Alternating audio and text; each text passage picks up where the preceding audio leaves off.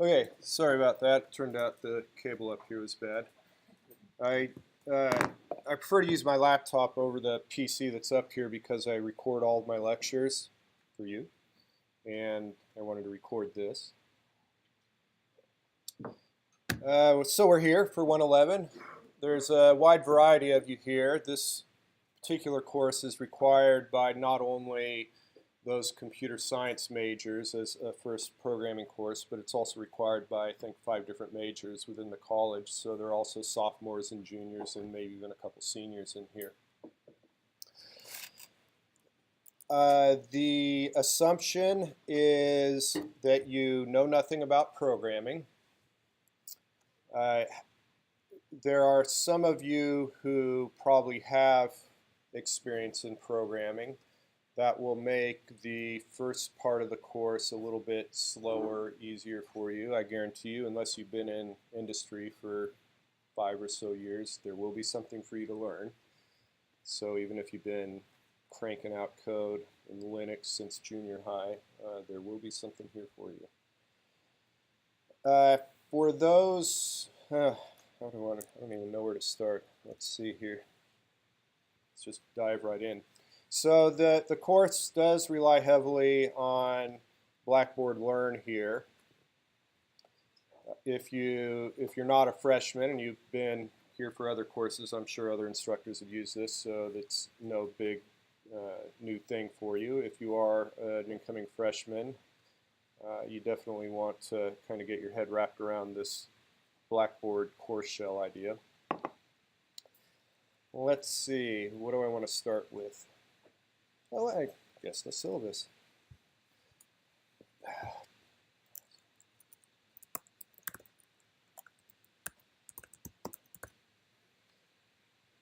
One thing about the mail,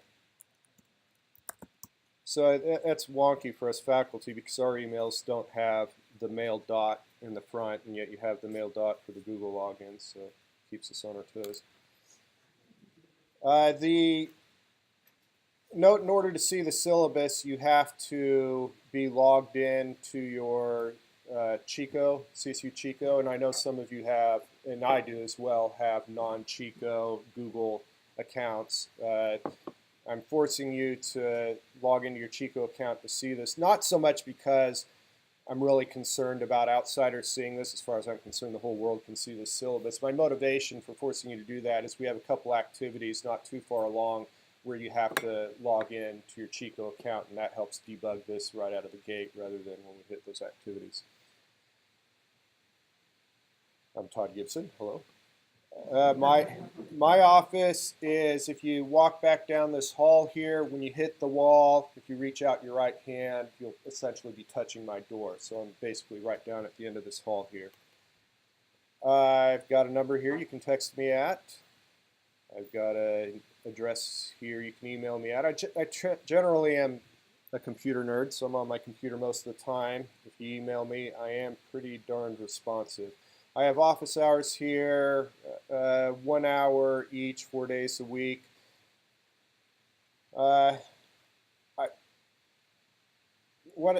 me back up. So I'm a big fan of just hanging out in more social settings, even for when you need help on things. So I'd like to be a big fan of hanging out at Naked Lounge and having you all come there.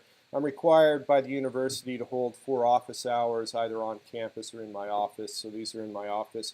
I don't have a lot going on Friday. I'm thinking about, and maybe I'll make an announcement about it. I did this a year ago. Is in addition to the 4 hours on campus, I hung out for a couple hours at Naked Lounge, and that tended to be the most popular. So anyway, part of my preamble for saying that is if you would like to meet outside of office hours, I'm happy to do that with you. And if you want to meet in a more social setting than my office, I'm happy to do that as well. And as I said, I may formalize having additional hours off campus. The programming language is C++. That may or may not be meaningful to you. There might be a few of you who have cut your teeth on Java, which was modeled very closely after C++, so syntax-wise that'll look very similar. we not only are teaching you a programming language, but we're doing it in an operating system that most of you are not familiar with, which is Linux/Unix. We'll be dealing with Linux. I'll talk more about that in a little bit. Let me see, what am I doing? I am recording all the lectures. There are a lot of activities in class. I had to prep for a class this semester that another instructor taught, and so I started sitting in their class, and it was lecture after lecture after lecture, and I feel your pain about how boring lectures are. So I've been pretty good about it, but I just want to redouble my effort that I don't want to be sitting in class after class after class just lecturing. So this is an activity-heavy class. There are almost always activities on Fridays. There are, I don't know, half the time there are activities on Mondays even. So Wednesday ends up being a little more lecture-oriented. But hopefully that'll keep you from falling asleep too quickly in the course. Some stuff saying why computer science is awesome. Goals, a lot of boilerplate stuff that you would expect to see in any programming syllabus. There are no textbooks. So the World Wide Web was written by computer scientists, and if there's one thing in the world that the World Wide Web has a ton of, it's references for computer scientists. So there is so much free stuff on the web in C++ and Linux and everything else we're going to do in this class that it'd be silly for me to have an assigned text. In fact, I do have a link here. Let me make this a little bit bigger in case that's hard to see. Oh, now I've done it. Let's try that. Doesn't want me to make it bigger. Okay. Let's try it again.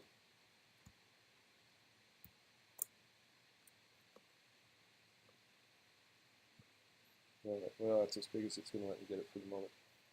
Textbook. I do have a link called Textbook. These fairly closely follow weeks in the course. Excuse me. If you click on one of them, there are 3 different sites where I provide references. So I do provide a little bit of textbook kind of guidance, but I wouldn't restrict yourself to that. Technology requirements. So that the College of ECC does assume that you have a working laptop. A lot of the activities in class do require you to have your hands on a computer. So you will want to bring your laptops.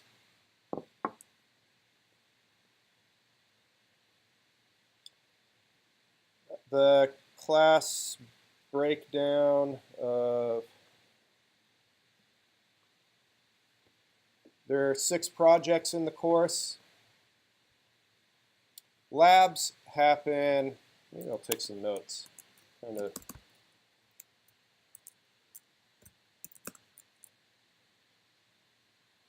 fix that.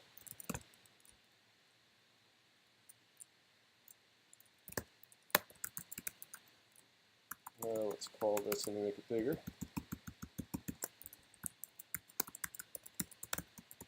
Oops. Okay, Monday, sometimes activity.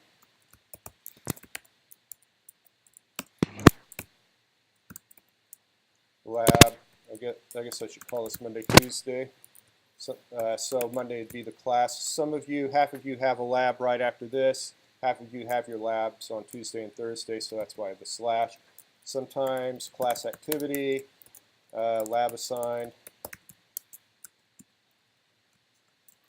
Wednesday, Thursday. Typically lecture, lab assigned. Friday, around 11 p.m., labs due.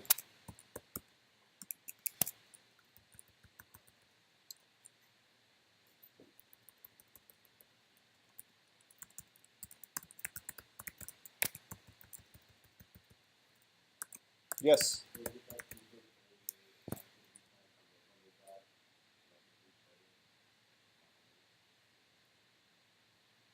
These labs, this lab would be dedicated to the lab section that you're in. Yeah.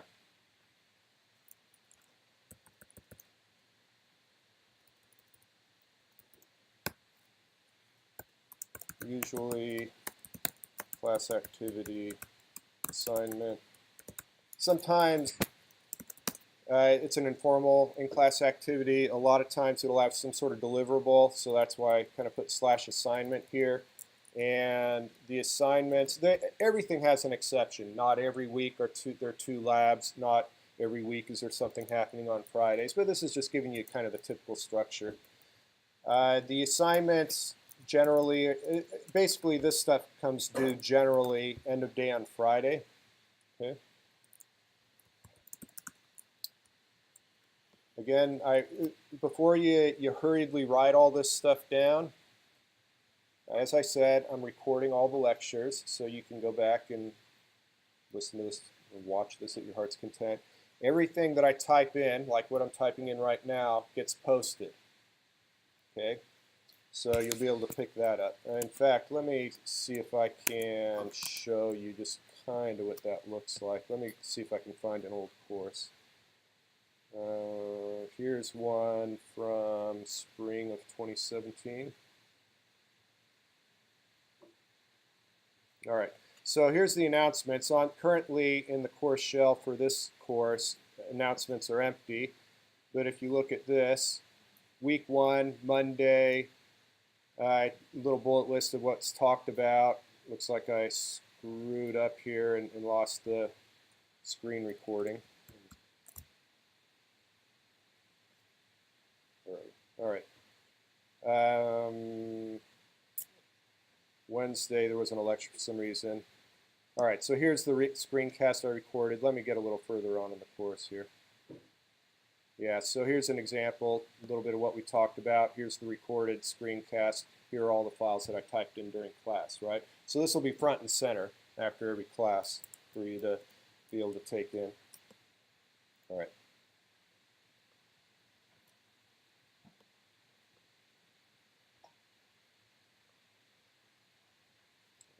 In the syllabus. Quizzes. Actually, let me talk a bit more about labs. So labs that are obviously assigned during the lab session, either your Monday, Wednesday, or Tuesday, Thursday slots. It's done in a computer lab where there are computers. You are under no obligation to use those computers. Okay? If you have your own computer and you want to do your work on your own computer or laptop, that's awesome. In fact, I believe the lab has convenient plugs so you can plug in your laptop and have it display on the screen that they have in there. All right? It gets a little bit more complicated depending on whether you're Windows or Mac or the very, very few of you who have Linux running natively versus all of you right now have an account on a server called Jaguar. And it's a little bit confusing as to whether you're actually doing, even if you plug in your Windows computer, you may not actually be doing your work on your Windows computer. You may be actually logging into this Jaguar server and doing your work there. If you're on a Mac, you may do it either way. I'm doing a little bit of hand waving because I just don't want to get too detailed. I think Wednesday I'm going to dedicate into getting into the nuts and bolts of what kind of computer you have, whether you're on the server, whether you're working on your own computer, how you get that set up, and so forth. Also about the labs. So there are 2 a week. They're generally very, very simple. Yeah, for the most part, pretty small programs you have to put together. Here's the deal with it is that it goes through an automated tool, and in fact, and I'll talk about this more, there's a pre-course setup that helps you get set up with a couple things. One of them is to get set up on this turn-in system that automatically grades labs. Now the thing's stupid as hell, and basically your output has to mirror exactly what it's expecting. So early on we write a program that says hello world. Okay. However, it's expecting for you to use an uppercase H, hello, comma, world, period, right? And if you use a lowercase h or you don't have the comma, it's just going to simply tell you, I'm sorry, you didn't pass. So that means, so you and I both know that that doesn't mean anything about whether you know how to program or not. But unfortunately, this is one of the, I don't know, one of the things we have to deal with because I just simply don't have the bandwidth to grade 60 labs 2 times a week on top of the assignments and projects and so on and so forth. So you got to play the game with the thing and make sure your output ends up being exactly the same. It does help you by, it gives you a kind of a split screen on what it's expecting and what you produced, and it'll like highlight the missing comma kind of thing. So a lot of times it'll help you in that regard. So that's to do with the labs. Some people end up doing you do not have to be sitting in that room to complete the lab. Okay, all the labs are currently posted for the whole semester, so you could in principle sit down right now and crank through them all and never have to go to lab. The lab is there for you to obviously have me there or any lab assistants I might have to help you out with any issues and so on and so forth. But I'm not requiring you to sit in that lab for 50 minutes and do a little 10-minute lab, right? If you've got it done, or if you think you can do it on your own elsewhere, that's fine. You have my blessing and you don't need my help.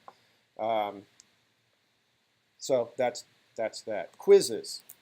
So let me go to my thing here. Wednesday, quiz due, end of day. I don't remember whether it's 11 p.m. or midnight. It's probably due around 11 p.m. The quizzes are, let me come back here. Let me see, I think I can get a little student view going.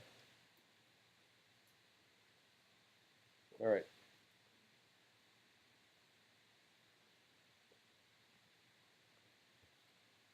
So this is a quiz that is given by Blackboard and graded by Blackboard, this course shell thing here. It's open book, it's not timed, however you can't hop in and out of it. So once you're ready to sit down and do the quiz, go ahead and do it. It's open book, so just have your resources ready. The intention is, if I go back and look at these quizzes, they all correspond exactly with the entries that I have here in the textbook. So here's the intention, is that you'll come in here,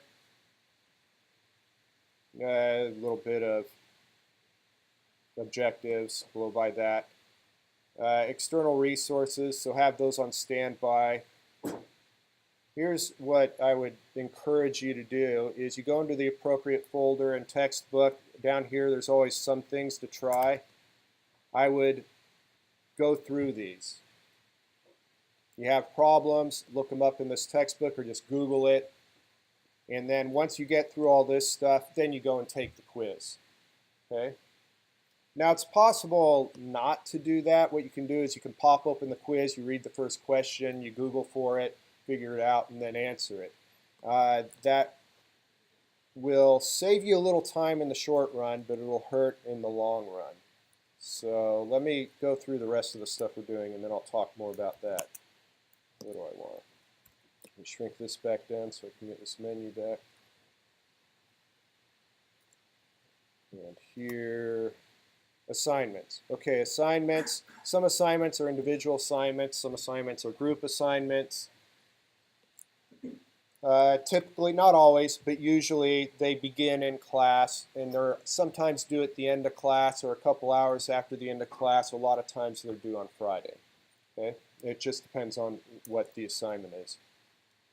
The midterm and the final, they're traditional paper midterms and finals. There's some multiple choice. There's a whole bunch of writing small programs. Here's what, there's one clause that I want to point out. If you score less than 30% on the midterm or your final, your project grades may be reduced to that of your exam scores. So why do I have that? If you're in class, if you're coming to class, you're doing the work, you're coding up the projects, you have to try really, you have to make a conscious effort to get under 30% on the final. It's really hard to get 30% on the final if you're doing the work. I occasionally get people in here who basically don't do their projects, or they copy them off someone else, and they are scoring 100% on all the projects. They get to the final and they get 18%. It's very clear that they aren't doing their own work. If you're getting 100% on the projects and you're doing the projects, there's no way you're going to get anywhere near 30% on the exams. So that's the reason for that clause, is just to capture the few people who are not doing the work and getting the high grades. And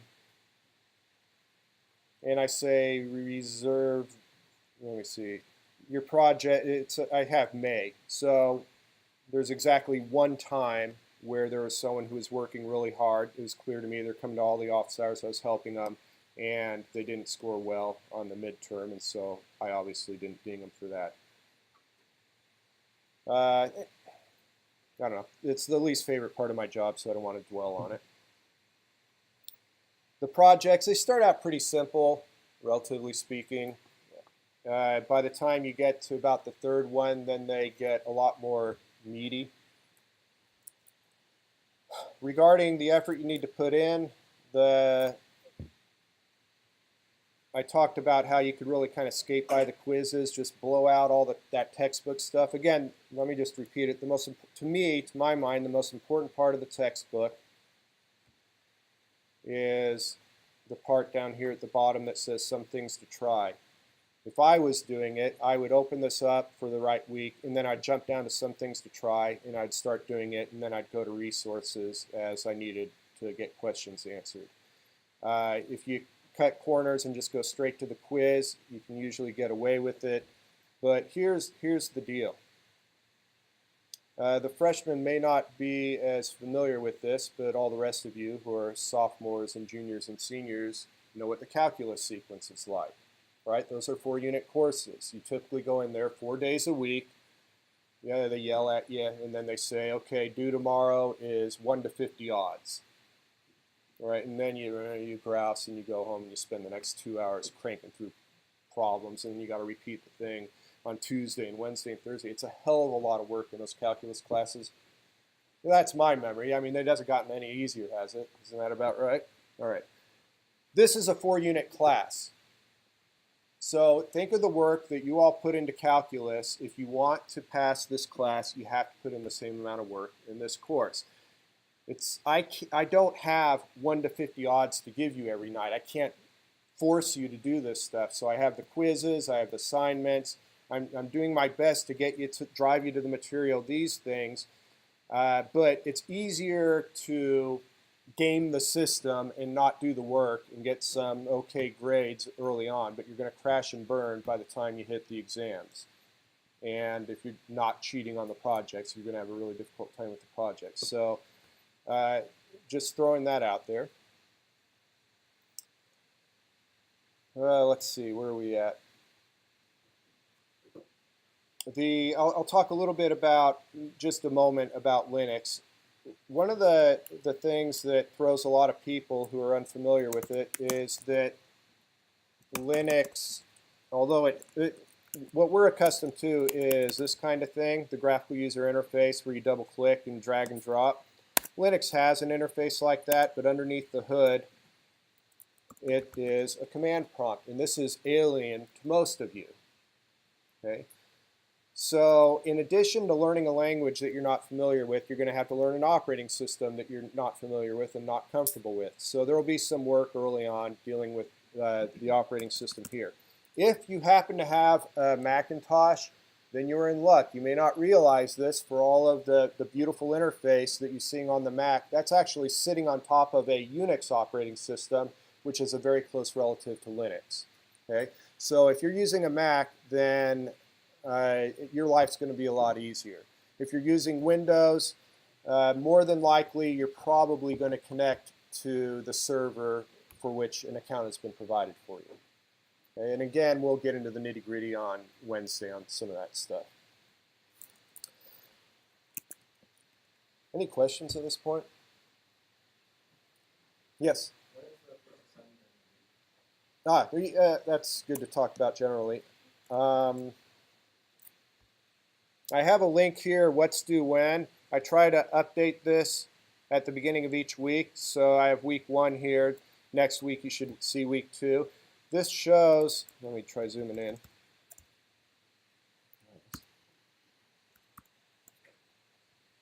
I don't know how readable that is.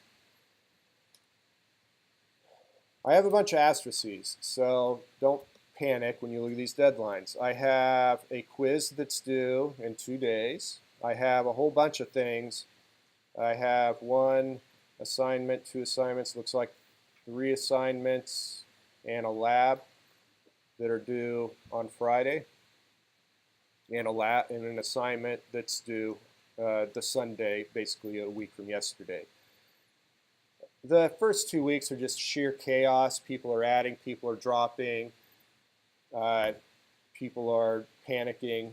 So all of this stuff has due dates that are pushed out at least a week. So if you don't get it in by the due date, in fact, I'd say this quiz, unless you have previous experience with Linux, I would wait on the quiz until after Wednesday, until you have a little bit more comfort, and do it, get it done by the second week. Let's look at specifically what we're going to do the first week. You're not, oh man, I'm running out of time. I better be quick about this. You should not go to lab right after class if you're in the Monday, Wednesday lab. You should not go to lab on Tuesday if you're in the Tuesday, Thursday. I'm going to give you an assignment for you to do instead of coming to lab, okay? And the last 5 minutes of class or so, I'll get that squared away. The Wednesday, Thursday lab you'll go ahead and go to. Now, the first assignment, assignment 1 that I'm having you do, let me go there. So I find assignments over here. All right. Question is, why am I making this the first assignment? Your idea is that you go through all 10 of these and then you take a screenshot and you just attach, or you take a picture with your phone and you just attach it to the assignment submission. Let's see what that looks like, the assignment submission. This is the description of the assignment. Here's where you can attach your photo or screenshot. I click on that, and here's attach files. Again, that's real small. You can browse, and then you just browse your screenshot and attach it there. All right. So part of this class is to determine whether programming's for you. By analogy, I can go to the art department and take their entire curriculum, and I will never be a good artist. I do not have the artistic ability in me. All right, you can teach me till I'm blue in the face. I am not going to be able to do a good job drawing. Programming is the exact same way. Just as in art, some people are natural at it. Some people may not be natural at it, but they can learn and they can get good at being an artist. And then there are people who are just never going to be artists. It's the same way with programming. It's a way of thinking, just as I suppose art is a way of thinking. Some people are going to take to it naturally, some maybe not naturally, but you'll persevere and become pretty good at programming. And there are some who just simply do not have the mindset.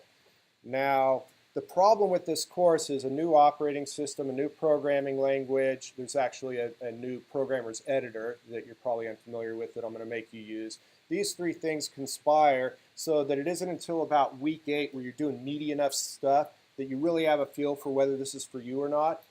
So what I've done is I've piled up at the front of this course some activities to try and get rid of as much of the cruft as possible and get you to do activities that require you to think the same way that programmers think, that you'll be thinking in week 8.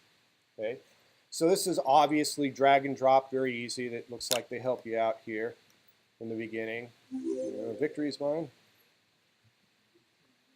And then, so move forward, turn left, and then I'll try it. And, all right. Reset, try it again. Get all the way through 10. It gets really, really hard as you get to the end, particularly at the last one. It's a bit of a head scratcher.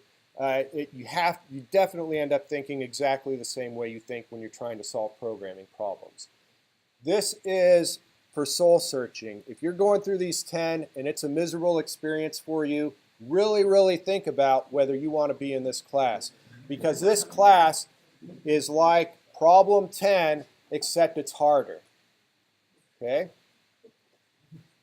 All right. So that's my motivation, for you to get a good idea of what's going on. Let me talk about the assignment that I want you to do in lieu of going to lab today or tomorrow.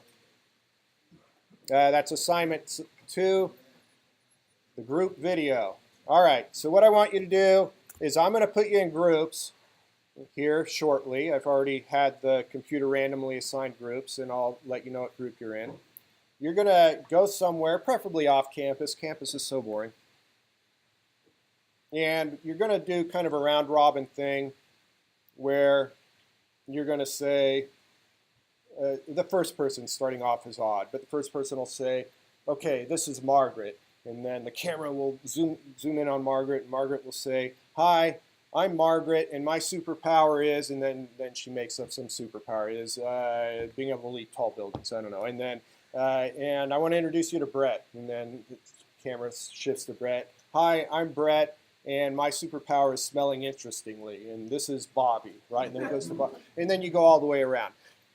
Not C++, kind of silly, childish. There are a lot of group activities, so I just need you to start to get to know some of the folks in the class. Okay? What do you do after you make the video? It shouldn't be long, maybe 30 seconds. Let's see. I'm so flummoxed, I didn't. I don't think this is going to work. We'll try it. Well, you won't be able to hear it, but I'll go ahead and. This is an example from a few semesters ago. Hi, my name is Austin. My power is being a cheap photographer. I'm here at the Bidwell Mansion with Team Awesome. And this is John. Yeah, they even had a team My there. power is being able to sit down for extended periods of time. This is my buddy Jake. My superpower is to use. All right, so that's the idea. Maybe you could hear it. Maybe it's a little low. Really, a short video, 30 seconds at most. That's all it is. And you're going to post it to this thing. All I have to do is double-click in this space and write a title. I can upload a link to YouTube. All right? Real easy. Or wherever you end up putting the video. Okay. Hi, my name is Austin. Close. All right. So what I'm expecting is I'm about to put up a bunch of show groups and have you assemble into groups and get out of here. Before I do that, are there any questions about anything? Yes? Do not go to lab today. Do not go to lab on Tuesday. One thing I can guarantee, everyone has different schedules. When are you going to find the time to do this video? I made sure that everyone on your team is in the same lab section as you. So if you're in the Monday, Wednesday lab, right after this class, you all have time to make this video. For those on Tuesday, Thursday, everyone in your team has time to make the video Tuesday at the lab time. Okay? Yes.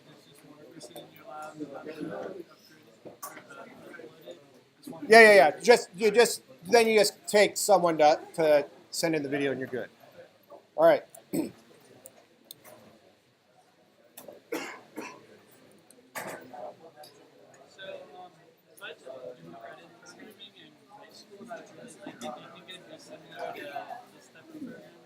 What kind of program did you take?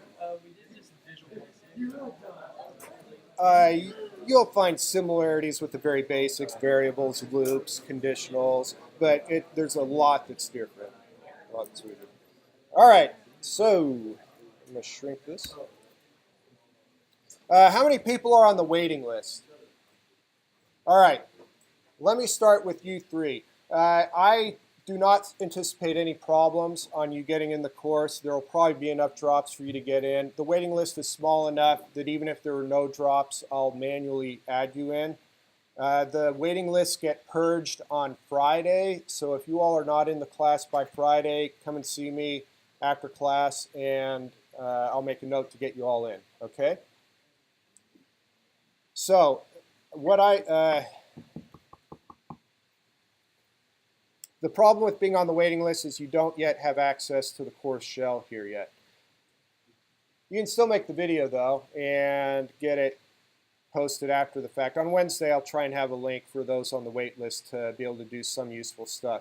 In the meantime, why don't you three begin by getting up and forming a group for doing the video, the wait list group. As I form groups, what you need to do is kind of rally outside the door to make sure you're all there, and then move away from the door. Go down the hall, go somewhere else, because there are going to be 12 groups coming out, and it's going to become a traffic nightmare. So as soon as you form a unit, move somewhere else, okay? All right, so the groups. And I'm going to stop this screencast at this point.